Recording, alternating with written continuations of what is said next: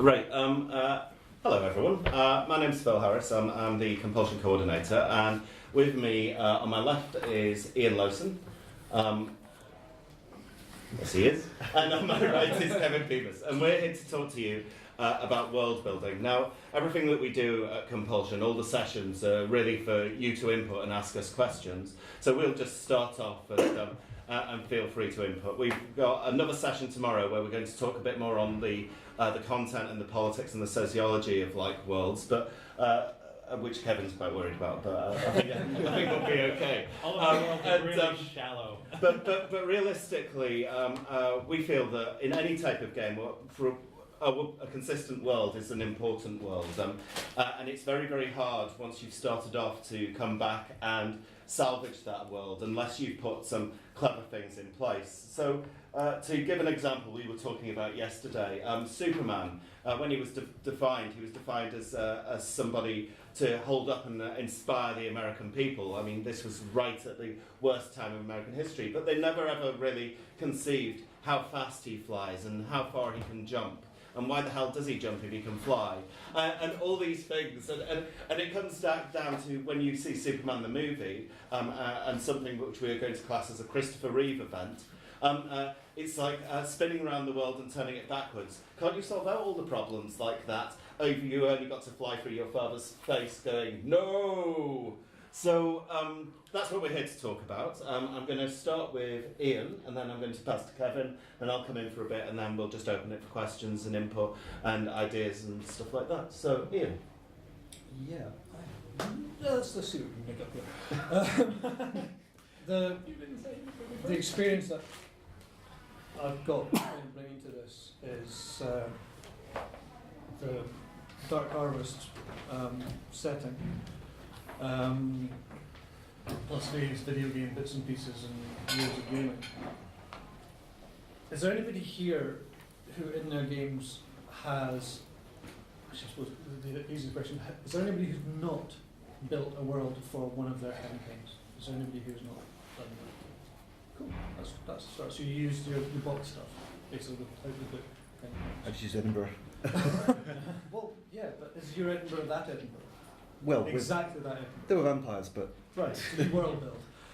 What stuff have you done? Oh, sorry, did you say had or hadn't? Specifically has not built their own setting. Oh no, I've not. I've run it from stuff like the GURPS and stuff like the Discworld one. Is it exactly like the book? It pretty much with my own setting that is being used and tied into it. You will bring something of you to that. That's still world building. Oh, okay. That's still, because ultimately... Oh, I see what you mean, sorry. The world building can be as big or as small as it needs to be for whatever it is your purpose is. But the starting point, I think, for any world building thing is are questions. You start asking questions. The first one is always, what do I want to do with this? Where is it going to go? What does it have to achieve? And that doesn't matter whether you're writing a book, whether you're writing a short story, whether you're creating an entire world with 7,000 years of history. We thought it was 700,000 worlds, but it turns out you crapped out of it. It's only 7,000 years. Yeah, I know. We were impressed for a moment. So yeah, whatever it is you do, you're starting off with a series of questions. I made the terrible mistake of doing some research before I came, which meant I went onto the internet and put in world building, and that's a stupid noob mistake to make. That's like looking at quantum physics on Wikipedia. It is. I'll build a world. Look, it's a picture. Mine was microfield. That came up actually, first page. But I found there was the science fiction writers of America thing, which I printed out the headwords list of a series of questions that were written down by Patricia Reed, and it's a lengthy list. It talks about the world, basics, is it an alternate Earth, is it not Earth at all, physical and historical questions, general stuff, climate and geography, natural resources, world history, specific country history, magic and magicians, rules of magic, wizards, magic and technology, miscellaneous magic questions, people and customs, general customs, eating, greeting and meeting, gestures, visits, language, ethics and values, religions and gods, population, social organisation, general, government, politics, crime and legal system, foreign relations, waging war, weapons, commerce, trade, public life, general, business and industry, transportation and communications, science and technology, medicine, arts, entertainment, architecture, urban factors, rural factors, daily life, general, fashion, dress, manners, diet, education, calendar. So now Ian's completely scared you. You can go. Is this available on the podcast afterwards? I didn't write all that down. And those are just those are just the headwords. In each of those sections, there are anything from 5 to 10 to 20 individual questions. Have you thought about shoes? What kind of shoes do your people wear? And it's like, well, I don't know. Well, why don't you know? Well, ultimately, you don't necessarily need all of that. It's whatever you need your thing to do. But one of the keys with world building is, even if you're doing a game that is dead simple, you're in a single room, there's a single painting on the wall, escape from the room, there's some things to do. You don't necessarily think of what's beyond that room, but if there's something in that room, if there's something in your world, it's going to start sparking other questions. You guys will look at the painting and go, so where did that come from? Who's the artist? What's it a painting of? What's in the painting? What is that? Okay, there's a boat on a lake. What kind of boat is it? How old is the painting? Because is that boat something that's a recent thing or is it an old thing? And you might suddenly think, well, I don't know. But you've got to, everything you put into your world has to be thought through. The questions have to be asked. I think, but also with what Ian's saying, when you have a painting, you have this room, and you haven't got anything outside the room because you've not built it yet. But if you've got this painting of a boat, how did they imagine the boat? Why is that painting there? You're automatically inspiring that there's a world outside there. You're giving a point. Yes, you've got to be prepared that people absolutely adore your world and want to see more of it. And then you can get into the problems that I feel that Ubisoft have fallen into with the Assassin's Creed series, where it's drifted into a completely different story from the one that they originally did. The end of the second game, the second Assassin's Creed game, there's an incredible moment where, and I'm sorry if this is a spoiler, but it's a bit late now.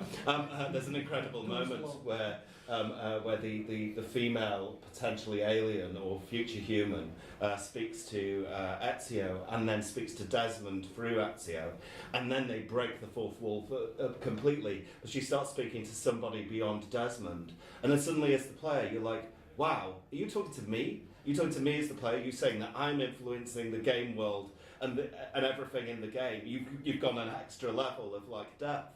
They don't follow it up very well, but it's brilliant. It's brilliant at the time, and I think it gives you potential. Kevin? Well, just on the subject of like all of the questions that you're asking, I think it's important to point out that you are ultimately making a world for other people to enjoy, and the other people are going to fill up a lot of the blanks that you've left yourself. I mean, you can't write.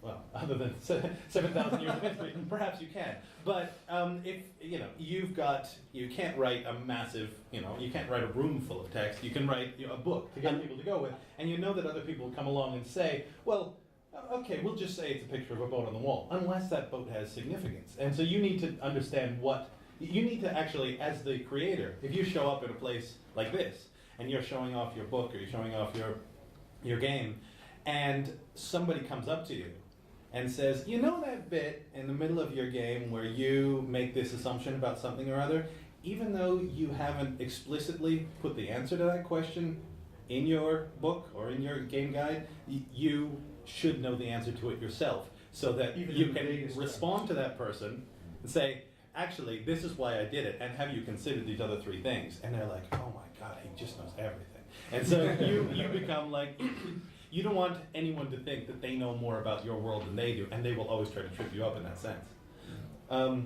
Just to come in on that, I did do 7 years of background history. I didn't do 7 years now. 7,000. Jeez, this story changes. But I didn't do Tuesday 10:45. No. It's not that detailed. I haven't got the time or the capacity to do that. But if somebody does ask you about 745 on the Tuesday, like 1,300 years ago, you've got to know what's generally happening around there and whether there's a religious festival on the Tuesday. If you decide that it's there, then you've put it in rote. It's become part of like the history. One of Tolkien's massive advantages when he got to the Lord of the Rings, not with the Hobbit, but with the Lord of the Rings, is he'd already created a vast background world that he could feed into. So in a lot of... But Tolkien admitted himself he screwed up. Because when he came to... Oh my by the goodness, time he somebody got said Tolkien, we're going to be here all day. No, I will make this quick because I've had bad experiences with Tolkien. By the time he came to doing stuff like the Silmarillion and things, he realised that he'd made mistakes. Because he hadn't... It was in his head how everything would roughly be, but he'd never sort of... Before, by the time he'd done The Hobbit and Lord of the Rings, he'd committed himself to certain things. And you know, the one that people point out, I have discovered, is the Glorfindel question. Because apparently that is also one of his heroes in distant elvish past.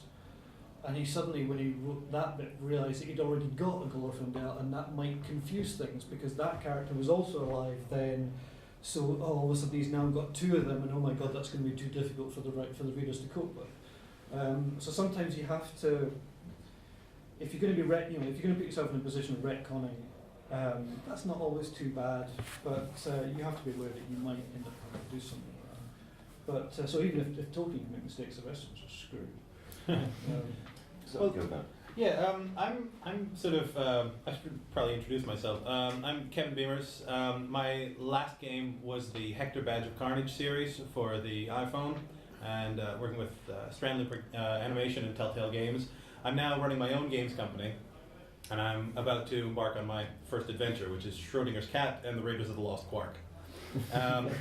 This is my, I would say, Hector had a certain amount of world building that was required. In fact, when Phil asked me to be on this panel, I'm still trying to get my head around exactly what we mean by the word world building. Because, I mean, like you say, we're talking about Edinburgh with vampires. That's one type of world. Are we talking about the actual environment itself? Are we talking about the people who are in it and the mentalities? And yeah, I guess it is a little of all those things. So, in fact, with the development of Schrodinger's Cat, I'd always wanted to make a hero, an action hero, out of the cat himself. And so the game that I'm embarking on, by the way, it's going to be for mobile, iOS, Android. I have actually never played these, like any of the paper games, the book games, the card games, or anything like that. I'm actually here to sort of soak up that environment. So if you're free to look at me as an outsider, but please welcome me into your group. So in terms of my experience with the mobile games, I come from a background where I really enjoy games with an excellent story. As games got faster and processors got faster and it all became about kill everybody on this level and then kill everybody on the next level, I sort of lost interest. So when Badge of Carnage came along, the Hector game was sort of a throwback to the days when processors weren't fast enough to give you the action that you needed, and you had to rely on wit and story and that sort of a thing to keep things going. So back to the days of the text adventure and the point and click, weird logic with a bit of funny humor thrown into it. Schrodinger's Cat, I'm building a little bit on that. So if you think of Hector as being a throwback to 1990, maybe Schrodinger's Cat is more of a throwback to 1996 or 98 or something like that. So it's sort of your Mario 2D platformer, a bit of combat, a bit of sort of an Oddworld meets Lemmings kind of a thing. I'll explain how those two go together some other time if you want to get in touch with me. But anyway, when it comes to the development of the world, obviously you lay down your ground rules, and for something like Schrodinger's Cat, I'm trying to mess with physics as much as I can. So I'm thinking, what can I do with time? What can I do with gravity? What can I do with the building of matter, subatomic particles, things on a universal scale? And in fact, through this probably about a 5-month development period, myself and Dean, the other guy who was on Hector, the creator of Hector Badge of Carnage, we came up with this gigantic, magnificent story that never in a million years could we get the budget for to do ourselves. And it involved all these different facets of physics and things like that. And what was nice about it was in each world, we were developing a really robust environment and setting our own rules and continually asking ourselves the question, yeah, but what if it isn't? And that as a question in itself is always my favorite question in development, because you're like, okay, this is like, has anyone seen the trailer for the movie Upside Down? It's coming out soon. If you go on Apple Trailer, it's a movie about two worlds that are within sight of each other, and has, from a mountain you could throw a rope to the other one, but each world has its own separate gravity, and you're connected to your world. And it's about, a girl from that world and a guy, Romeo and Juliet type thing, who fall in love, and he gets weights from that world to put into his pocket so that he can fake his gravity on the other. So it's like the idea in our universe and our physics is completely impossible, but the guy who made this movie is going, yeah, but what if it isn't? What if we could actually do that? And so he had to set up his whole set of internal logic. Internal logic is the key to me of making an amazing, fantastical environment. And you set your own internal logic. You ask yourself all these hundreds of questions that Ian laid out. And even if it gets to things like alternate worlds, then you're branching off into who knows what's possible there, alternate universes. What if light was a force? What if time and space were connected? So as you moved faster, time went faster for you. That kind of thing. And you throw all these wacky questions out there, but then the key is to follow them all the way through to their completion. So that when you do get to the insignificant detail, like what kind of shoes does he wear, you may think it didn't mean anything when it's just a throwaway question. But in fact, if the shoes somehow are tied, I don't know where I'm going with these shoes example, but but if gravity is connected to light, or if light is connected to time, or if all of a sudden everything is turned upside down, then you have got to have the answers to every single question that you can see a nitpicker coming up to you and saying, but what happens if? There are two really important reasons for making sure you follow through on your ideas. The primary one really is consistency. Yeah. If your world has even a single inconsistency, if you haven't thought a reason for it, if there's nothing, if you've just kind of gone, oh yeah, I'll put it in there because it's fun. I've got this amazing medieval world, but I really want laser guns in it. So let's just drop laser guns into it. And it's an issue you see in video games more than anything else, is because of this wonderful, horrible thing called feature creep, which is where you've developed this wonderful video game idea, but then some producer comes in and goes, no, laser guns are testing really well with 15 to 18-year-olds. Zombies. Make it happen. A game with zombies? Yeah, Really? Kids love zombies. Put it in there. Unless there's enough reason for it being in there, people go, wait a minute, I'm playing a big dumb game, and suddenly it all starts to fall down, and you start to notice clipping and goodness what else. So that you've got to have that consistency, whether it's narrative clipping or actual clipping or whatever the other problems and bugs in games are. The other reason for doing, for even if you don't necessarily think it's going to be important to your game, if you're doing a dungeon crawl, why do politics matter? If you're doing a politics game, why do dungeons, why do your cave systems matter? You, particularly in role-playing games, you never know what story you're going to want to tell, and you never know what story your players are going to want to tell. Because if you've ever been a GM and you've got this gorgeously laid out scenario, and please, hands up if this has never happened to you, please put your hand up, because we will want to worship at your feet. If you've ever been in a situation where you've written everything, it's all down, and you take it to your players and they go, no, we're not doing that, we're fucking off over there. And you're kind of going, I don't have anything for over there. And they're like, oh, it's sort of rubbish, isn't it? But if you've got, if you've read the books, whatever the source books are, or if you've got the kind of mind that can improvise quickly, or if you've thought about it, you can go, yeah, let's go over there. And suddenly your world is big and real, and your players are going to be happy. You're going to be happy, if slightly stressed. So has there anybody that's not happened to as a GM? You see? I can give a really solid example of that as well.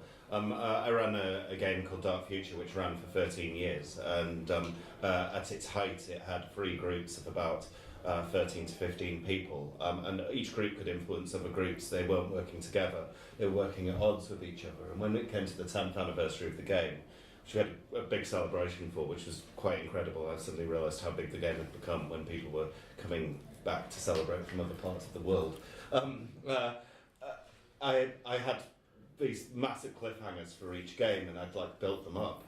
And one of them was this this general, Carlos Schumann, who everybody had hated. But he was actually coming to say, no, we have real problems now. I'm here to negotiate. And one of the things I'd forgotten was one of the characters had a direct hatred for Carlos Schumann, like an absolutely intense hatred of him, and had also overridden the ship's internal security systems. So Carlos Schumann comes in, and I've got this whole thing. I've actually got a speech written out, which is very rare for me because I ad-lib quite a lot of stuff. And my friend Kit said, okay, I'm just going to take over the ship's systems and I'm going to kill him. And I was like, and it's one of the very, very few times where I was just like, let's just take a break and I'm going to get a drink. And I went up to the bar and I was just like, I came back down. Because I ad-lib pretty well through all the games that I've done, but I really, really got caught on that. And just before you come in, can I ask what type of shoes Schrodinger's cat's going to wear? He doesn't wear shoes, but his feet are actually, all four paws. They're sort of like Ninja Turtle hands. They're sort of these two-fingered paws with no thumb. So even the hands themselves are just the two fingers without a thumb. And what I love about that is the little pads on the bottom of his paws. Anytime he puts them down, leaves a little O with an umlaut print, like in the middle of the word Schrodinger. It's like his little calling card. Punching Phantom in the face, right? Leaves that behind.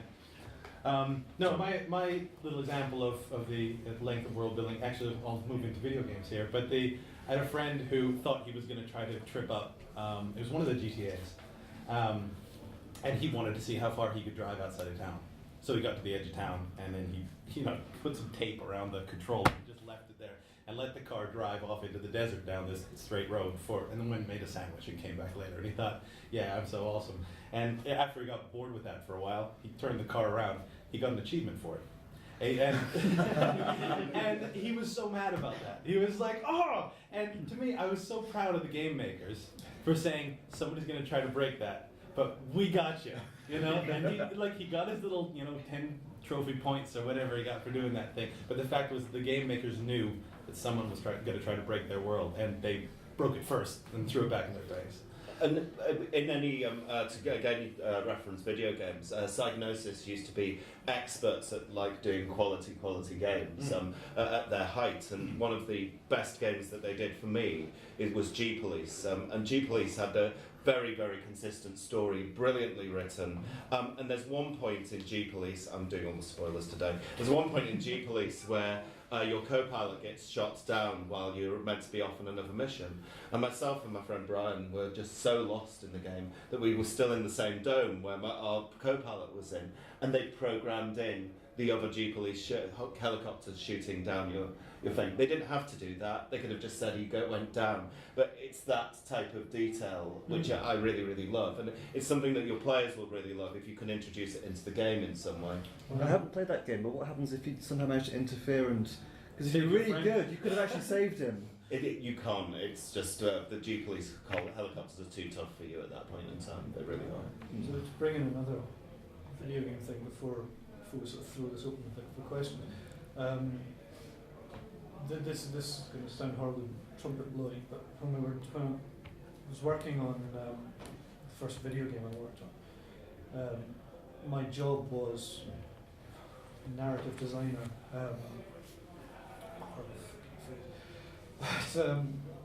My basic purpose was to have a complete grasp of the characters and the stories, so that if anything came up, I would know how story-wise it could be dealt with, so that could then feed back into the art and the level design and everything else. We had a situation which normally happens in the sort of latter third of any game development, where suddenly you realise the budget isn't going to stretch to these extra missions that you really wanted in.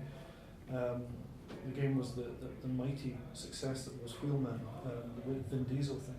And we had a sequence where there was one particular character that you had to get to know and get to like, so that when they were killed towards the end, you could then there would be an emotional reaction to that character being killed, which would give the player the impetus to go through that latter section to get to the bad guy to give him a bitch slap. And so we had this sequence of 8 short missions where you and this particular character chummed around doing a bank job to raise funds, stealing equipment you needed to do such and such another job. And then, true to form,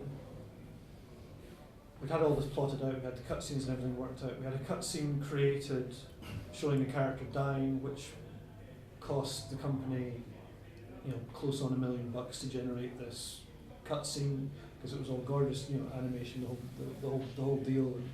And we had the cutscene before that, which set that up, and we had everything done, and lo and behold, we had to ditch that entire 8-mission strand. And it was, hi Ian, while you were out, we were looking at budgets, we can't do this, in an hour we're having a meeting, can you give us a solution to the narrative that will take out these missions? We can't change the cutscene before, because it's done, it's too expensive to do anything with. We can't change the cutscene where he dies, because it's done now. So you have to explain between that cutscene and that cutscene with one mission why we should give a shit about this character. In an ideal world, we could have cut the character completely, but those cutscenes were already done. So literally it was a case of going in, and because of the understanding of the narrative, and this is where your world building comes in, because the world building creates the narrative creates the world building. If you have that understanding, when your players or your creative director or whoever come in and say, we're making this big change, how can we make that work? If you've got that understanding, if you've done the legwork, in the hour that I had, it was dead easy. We went and we actually put one line off camera in that first cutscene that made the player give a shit about that character. And it was a dead easy fix, and it meant that money was saved. So if you've done the legwork and you know the potential for your world and your stories, it will make things a lot easier, no matter what your position is, whatever your job is as a GM, heck, even as a player. It just makes life a whole lot easier. And sorry. Go ahead. No, I was going to lead No. it in different directions. So. Oh, right. No, I was just going to say, there always comes a point, I don't know if this is more appropriate for the filling your world section, but I think it applies to making the world itself. There always comes a point where when I've been developing any of the video game worlds that I've been coming up with, it's like you start off in this dream zone where you're like, wouldn't it be cool if that, wouldn't it be cool there, wouldn't it be cool? And you come up with all these crazy ideas of how you can adapt things that are around you. And you have all these bullet points all over the place, and some ideas that you definitely want to get in a really funny cutscene or a really dramatic cutscene that you want to add. And so at that point, you've got this sort of anything is possible, and that's your sort of dream time, your 2 weeks worth of let's just brainstorm and write everything down. And then there comes a point where you're like, all right, we're gonna have to, rope this in a little bit and rustle up all the sheep. And so at that point, my first thing is to crack open a new document and at the top of it write the question I'm trying to answer. So it's like either what is my world, or who is Schrodinger's cat, or who is Hector, who is Detective Inspector Hector, and then I begin to write. But I don't just write stuff that I've already written before. I don't have any of the other lists with me. It's all the things that have bubbled to the forefront of my head. And the other thing that I do is I write it in paragraphs. And the key about writing in paragraphs is that you have to have a complete thought. And it sounds very simple, but to be able to say one thing and have an idea that sounds kind of cool, you can just kind of leave that hanging when you're just chatting with your friends about it. But if you need to present it to somebody, or if you've got somebody who's debating you on a point, you need to have proven that you've thought that thought all the way through to its completion. So you begin to type and say, he's a loner. He's the sort of person that would. He's finding his feet at the beginning, but as he moves, he starts to get more confidence in his skills. He attempts to be aloof and charismatic, but sometimes he bumbles. And you start working your way through the typical cliches, but then you start to find that your bullet points whittle themselves out. and suddenly you'll go, oh, well, this actually does contradict with that. Because of that complete thought, there's no way that this point could ever happen, and it's gone. And that actually helps you whittle down plot as well as your the criteria of your world or the traits of your characters is knowing that you've got enough substance in one complete thought to eliminate others that contradict with it. And if this bunch of thoughts is stronger than those, then they win out.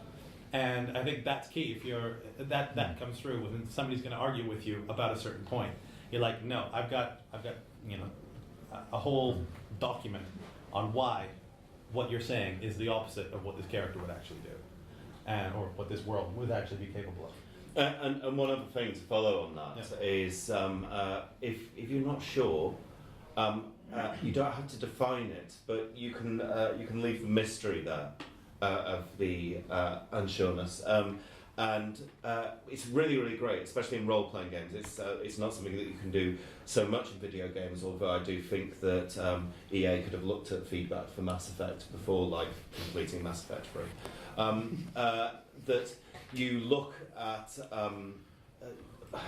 take Straczynski's Babylon 5, there is a hole in your mind.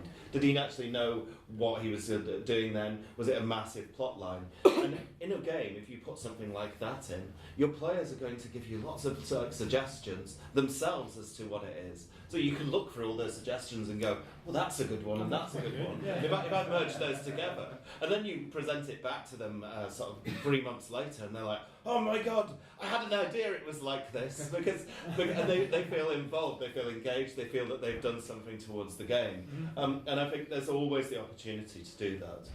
I think that is an important point. And we'll throw this over to Yeah, Chris, yeah. because the problem with world design is you can talk about it for ages. It's important when doing anything like this, any kind of writing, any kind of creation, share it early and share it often. Get out and find people who are going to give you genuine feedback and chat about it. I mean, with Dark Harvest, it was kicking around in my head for 10 years. And I talked to a lot of people about it and a lot of people about the world. And other people come back with stuff, and always be open to that. Don't kind of go, no, it's mine. It's got to be my idea. It doesn't matter if your idea is good. I'm not going to do it because it's not my idea. Be open to ideas, open to suggestions. Don't kind of close other people out of it, because ultimately, if you're writing something or creating something that's going to be passed on to other people, get those other people involved, and have that kind of feedback, because it's so much more fun. It's so much more fun. I can expand that with Schrodinger's cat. That sat in my head for about a decade, and I was always in fear that why hasn't anybody else made Schrodinger's cat into a character, into an action hero before this? And I kept it under my hat. I didn't talk about it, and I sort of thought and I occasionally type a little Google search and see if there's anything in there. It's like, oh, phew, nobody's done it yet. And now it's come to the point where I am actually in week 2 of production of this thing, and it should be out October-ish by the end of this year or something. And I'm really excited about it. But I've also gone through a couple of years worth of development process with the guys, Strand Looper and Dean from Hector, and that brought it from an idea. The initial idea of it was a superhero cat in the afterlife because of the whole alive dead thing, and it sort of bypassed the quantum physics side of things nearly altogether. But in fact, there was so much of a robust world, like a whole grab bag of ideas to pull from, and that would appeal to the people who already are switched on to the idea of Schrodinger's cat, that moving into physics world as opposed to ghost world was actually a lot more exciting and entertaining, and had a lot more possibility. So it was the fact that I shared my idea and got input for it, it became so much bigger than it was in the first place. So nobody's out there to steal your ideas, because they've got ideas of their own. And most of the time, if you open it up at a place like this, somebody else is going to go, what you should do with that? Here's a free one for you. And you might go, he just gave that to me, and it's going to revolutionize all my ideas that came before this. And, you never know where your next inspiration is going to come from. So, Questions, yes.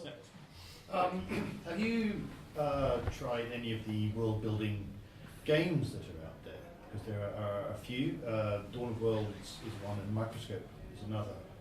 That actually they have make it into a collaborative game for world building. Personally, no. That's a new one. Next to me question. entirely. No, they're very interesting. The two that I'm familiar with, only one of which I've actually got to play, Dawn of Worlds, is you're literally taking turns being gods of what is going to be a fantasy world, and you've got 3 ages, and the first age is easy to make geography and difficult to make races, so it's got turn taking and rules about what you can and can't do at any one moment. Microscope's slightly different in that it's history. You're literally putting down start of history, end of history, and you put things in the midst of it. So if you have a world you are trying to build, that can be a useful way of structuring what you're doing, possibly, a different way of getting your thoughts down, especially if you're going to collaborate with someone. Pete, I'm sorry, I'm rope you into this now. Yeah. What's your experience of world building and the stuff that you do? Sorry, there's 2 Pete's, my God. I'm actually Mike. I'm someone else. Oh, Mike, right. Myself, yeah, I've done some. I generally find myself more adding to worlds that are already around. Dark Sun is one of my favourites. The D&D background that's kind of like D&D meets Mad Max, post-apocalyptic, and I liked adding stuff to that, filling in those details that kind of hadn't been left open. Here's some ideas and things. And I had played Dawn of Worlds, and we made a very interesting world between 4 of us, which ended up having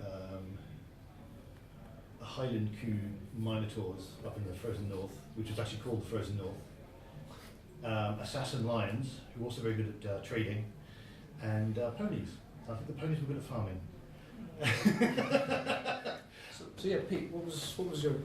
Well, I mean, I have a co-writer, so we start probably with a big spider diagram, and normally my co-writer is one that comes up with the original spark, and it'll be a 2-line elevator pitch, really. Yeah. Wouldn't it be cool if we did this? Where's your co-writer? We want to talk to him instead. Someone's got to write it as well. So we start with that, where we just kind of brainstorm together and we work out some of the cool things we could do with going from this elevator pitch and then going out in all directions and thinking, well, how far do we want this game to go? How big do we want the world we're creating to be? And it will vary because sometimes it's quite a contained. So our last release was Dark Streets, which is just in London, really. It's in London in a certain time. So that kind of gives us our parameters of what we want to then develop. And then we do very much what Ian said, which is then structure and chapter and story plan, and look at what we need to go in there. Do we need cultures to go in there? Do we need history to go in there? Do we need transport? Various things. Some of which we decide, yes, that's critical.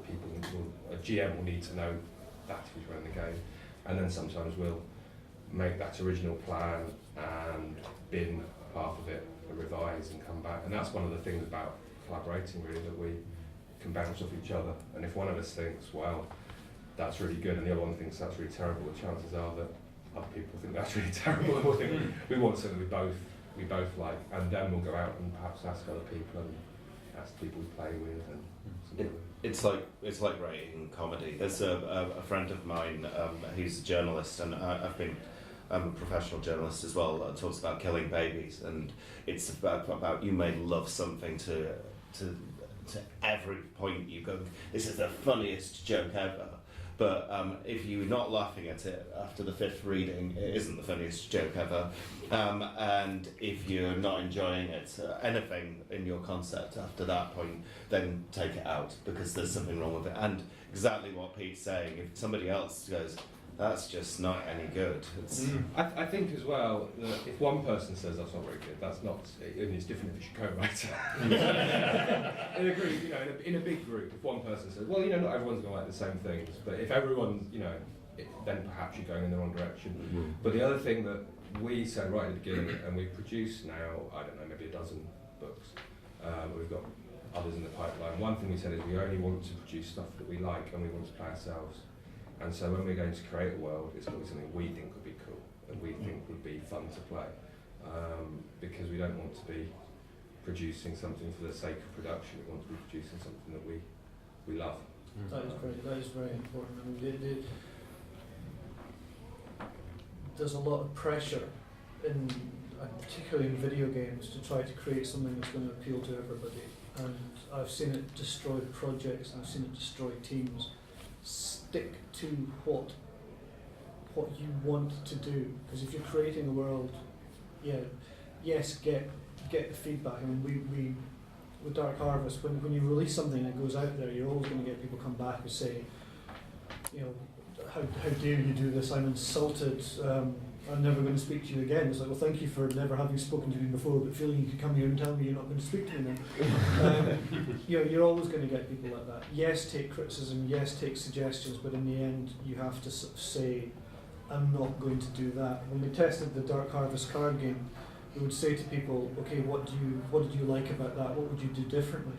And we regularly got people saying, this is a great fun card game about creating a body to go to a party with.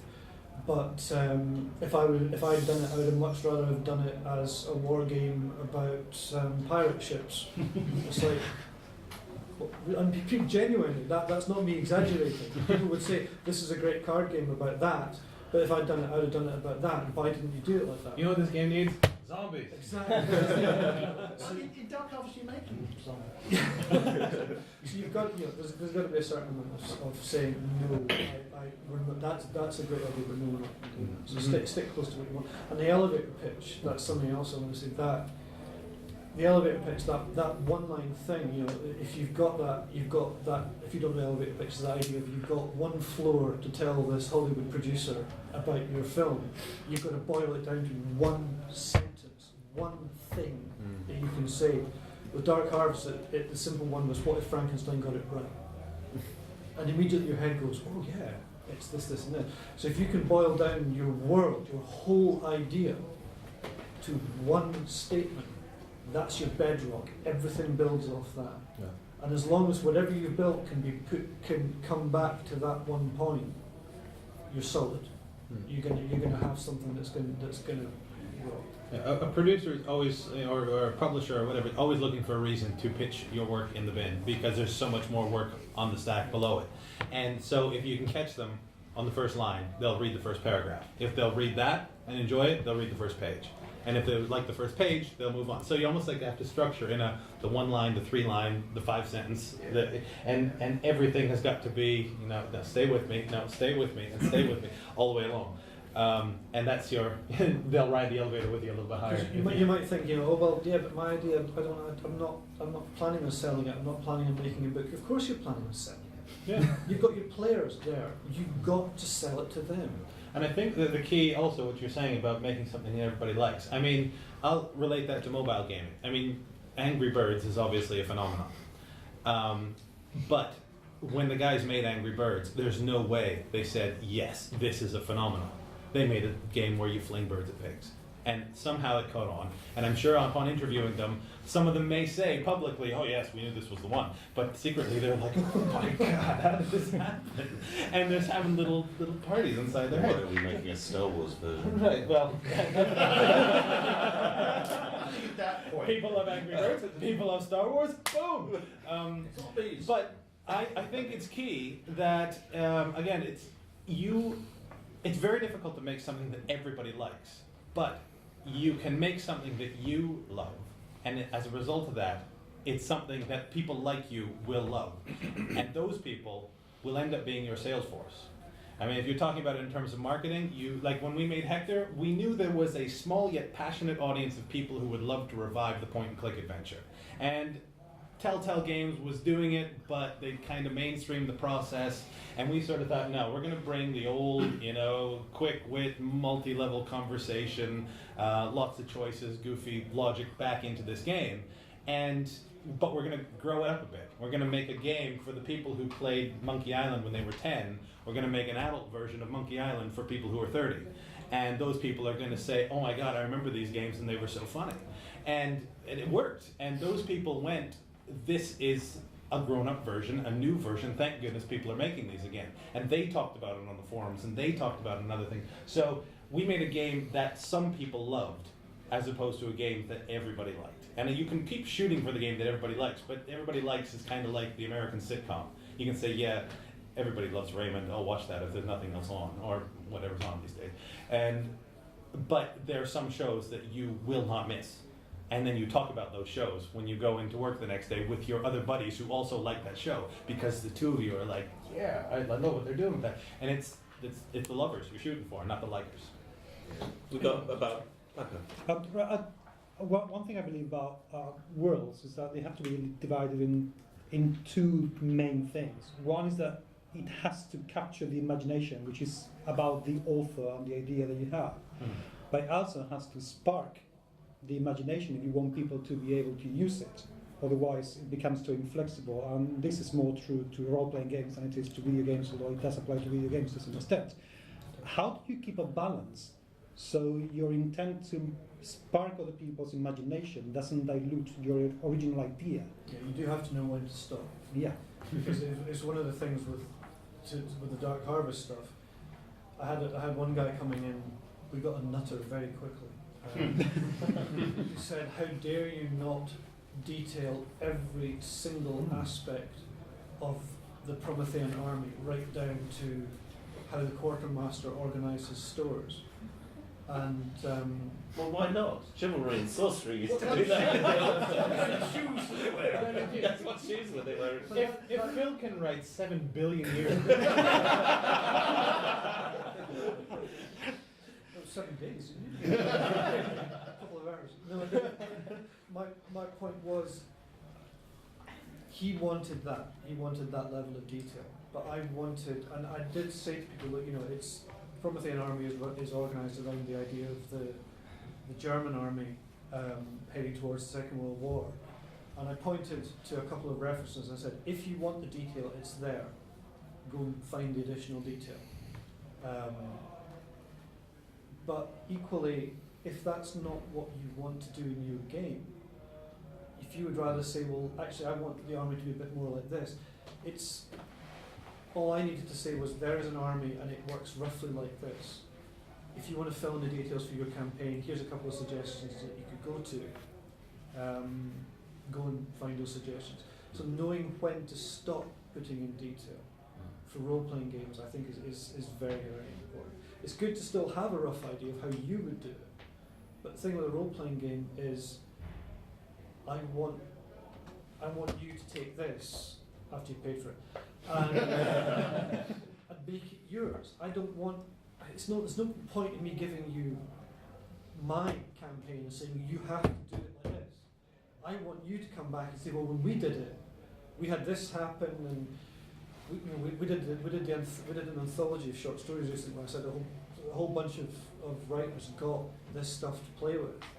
And one guy, Tim Dodopoulos, came back with a story where he had little creepy dolls that were made up of porcelain heads, and inside were nerve tissue and muscle, and there was clockwork, and they had little sharp teeth, and they chased they were guard dogs in this particular factory where the scientists had just gone loopy and thought, I'll do this, woohoo! And he did this, and they chased these particular guys around who were trying to they thought were trying to rescue somebody. That's not in my game, and that's not something that I would necessarily have chosen for Dark Harvest. My God, it's good. And I want that, and I want people to have that kind of space to do it. So I'm not going to say in any paragraph, oh, and by the way, you can't have little creepy dolls with sharp teeth who are made out of porcelain, blah, blah, blah. So yeah, role-playing game, there's a certain point where you stop. To let people play with it, and also so that you've got the ability to do supplements at a later date. I assume you have to be able to trust the people that you're handing it off to. Like, that's the whole point, is you're writing it for them to run with. Yeah, as you have, opposed you have to trust your players. Yeah, because if you're doing everything for them, it might as well be a video game, Exactly. right? And to go back to your point, I stopped playing built systems. In fact, Dark Harvest was the first built system I'd bought in over 20 years. For lots of different reasons, but I'd stopped like buying. Yes. I promised to write you 7 minutes of history or something. But one of the games that really stands out for me is I never liked Paranoia. I never felt Paranoia worked for me. I think it's a one-trick pony, and it very quickly degenerates into that one-trick pony for me. I've seen people run campaigns of that. I don't understand. It doesn't compute with me. But West End Games also did the Ghostbusters game, which already had a massive background and history.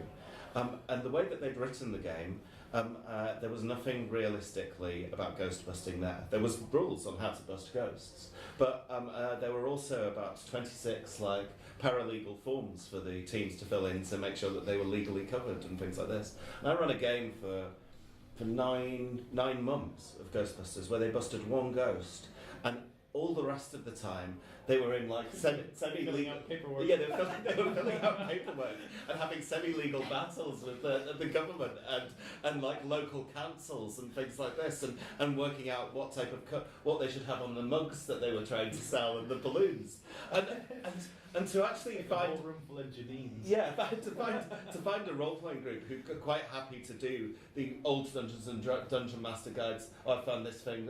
Let's play this game called Papers and Paychecks. Which is, I was just like, I don't believe they are actually doing this, and they're having such a good time, just doing the legal thing. So I think the spark can be anywhere. It's just how you cleverly introduce it, and both elements are there. I think we have one more quick question.